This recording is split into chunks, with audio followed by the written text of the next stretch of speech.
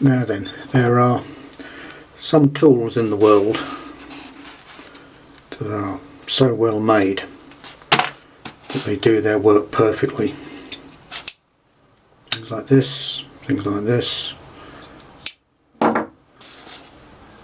things like this. But what makes them such a pleasure to use is the way that they're finished. Quite lovely. So I spotted this on eBay a couple of days ago. Advertised as a vintage meaning from the 1980s, which is the pinnacle of Japanese industrial production. So this is like 40 years old maybe. They still make them today, but today they are slightly different to how they used to be. It's still sealed, is it? Yeah, it is actually sealed. It's never been opened.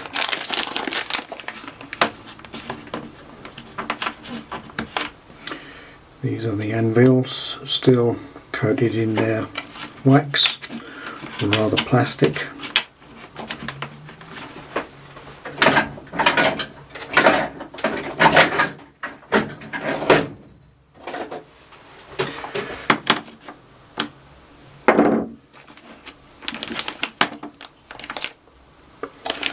And what this is a particular type of micrometer. It is not only a beautiful joy,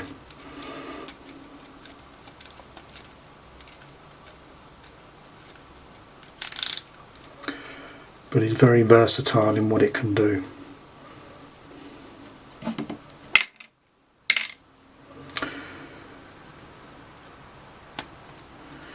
It's sticky and it's stuck. I can clean this up later.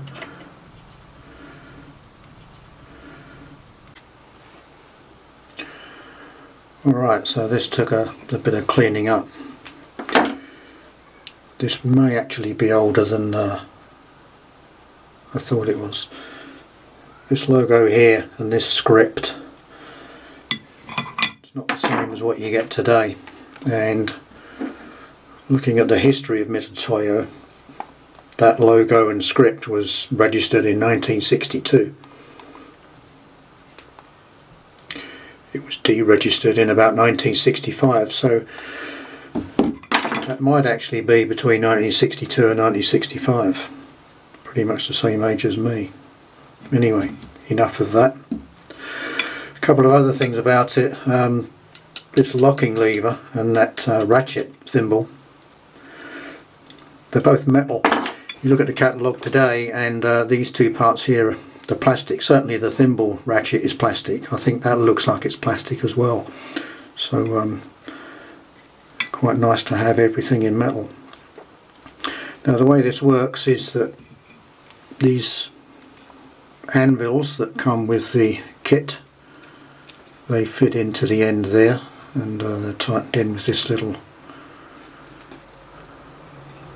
feature.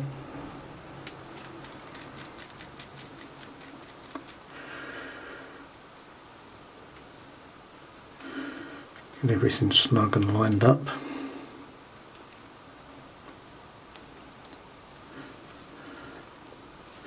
So what you finish up with is a very thin anvil on this end. Standard micrometers have a very thick arrangement here. You have this fixed anvil and then this bow. It makes up for probably 10 millimeters of gubbins on the end of it. So if you wanted to measure something that was quite restricted in its axis, say I wanted to measure the width of this pulley, you can't do it with this thing. It can't fit in there.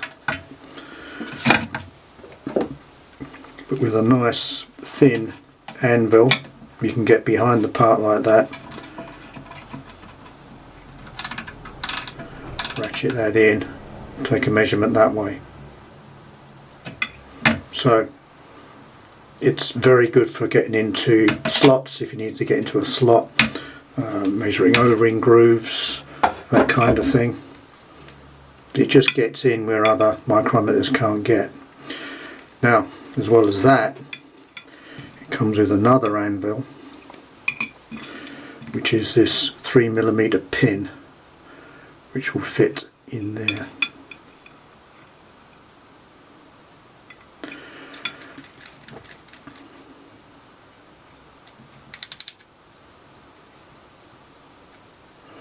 This might want re-zeroing, which I can use that little spanner for. Okay, if I wanted to measure something else, say the thickness of the wall of this cylinder, that pin can go inside the cylinder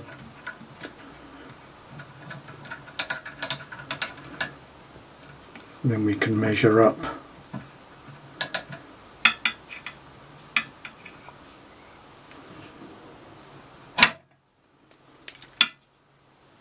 the thickness there. When I made this part, I did want to make this 1.5mm thick. Now that I've measured it, it's 1.95, so maybe a little bit of wear inside. But that pin is very useful for measuring inside small diameter bores, which you can't otherwise measure properly. One last thing it's capable of measuring is heights. If you take off all this stuff completely,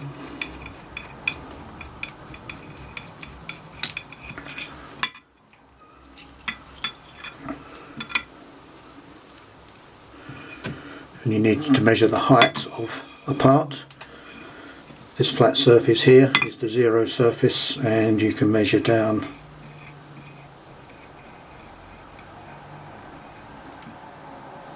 on there as well. Take a measurement there. So that measures 3.64. Sorry, 2.64.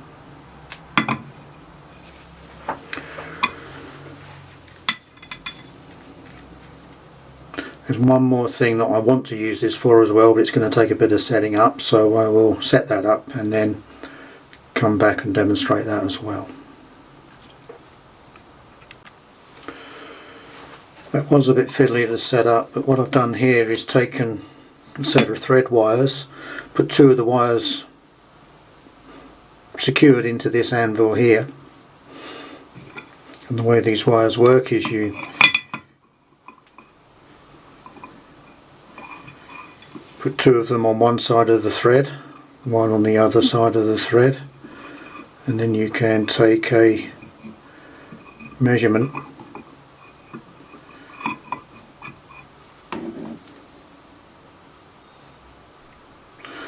across the pitch circle diameter of the threads. There we go, that's better. So you've got 5 different parts to keep hold of there to take one measurement. It's usually quite a difficult thing to do, but I'm hoping that that arrangement's going to make it a bit easier. I'm going to have to do some compensation with where these wires are actually secured.